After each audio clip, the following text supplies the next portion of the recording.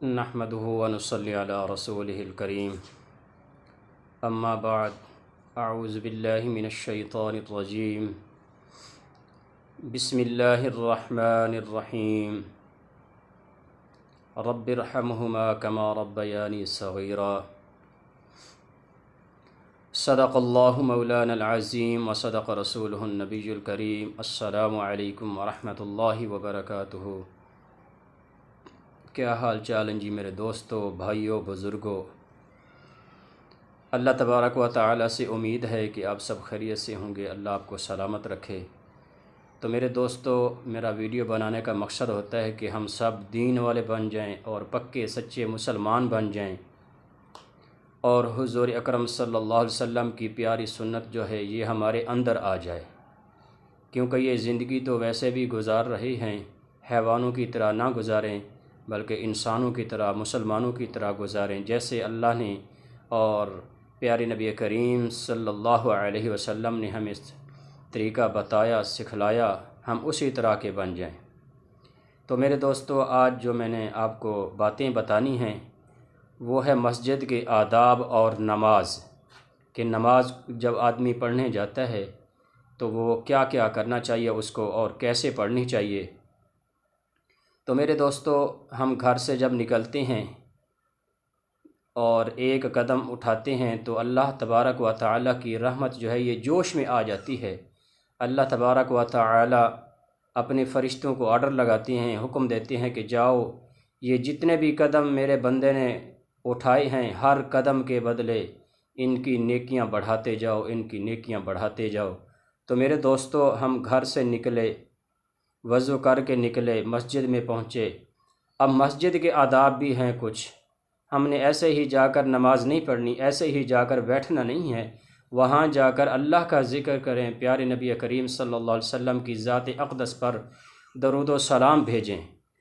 بعض میرے دوست بھائی ہوتے ہیں وہ جب نماز پڑھنے آتے ہیں تو جلدی جلدی نماز پڑھ لیتے ہیں، 1 منٹ کے اندر اور 4 رکعتیں پڑھ لیتے ہیں، جلدی سے جلدی کرتے ہیں۔ میرے دوستو، اس طرح نماز نہیں پڑھنی چاہیے، ہمیں خشوع اور خضوع کے ساتھ نماز پڑھنی چاہیے۔ تو میرے دوستو، جلدی جلدی نماز پڑھنے سے اللہ تبارک و تعالی ان چیزوں سے ہمیں محفوظ فرمائے۔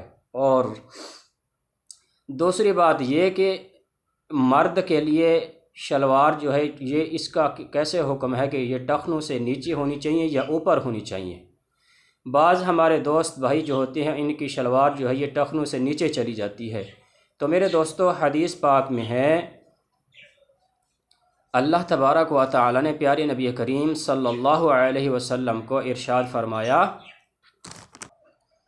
حضور نبی کریم صلی اللہ علیہ وسلم نے ارشاد فرمایا کہ مرد کے لیے جو ہے یہ شلوار جو ہے یہ ٹخنوں سے اوپر ہونی چاہیے، اور عورتوں کے لیے یہ ٹخنوں سے نیچے شلوار ہونی چاہیے۔ تو ہمارے جو ہم مسلمان ہیں ہم الٹی سائڈ پر بھاگ کر جاتے ہیں۔ تو میرے دوستو، مرد حضرات کے لیے یہ شلوار جو ہے یہ ٹخنوں سے اوپر ہونی چاہیے اور عورت کی ٹخنوں سے نیچے ہونی چاہیے۔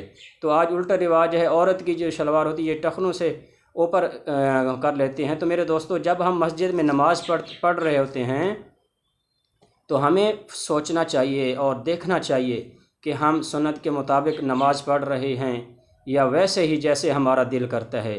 ماشاءاللہ 40-50 سال عمر ہوتی ہے میرے بھائیوں، دوستوں کی، بزرگوں کی، تو وہ شلوار جو ہے ان کی ٹخنوں سے نیچے ہوتی ہے، یہ تکبر کی نشانی ہے۔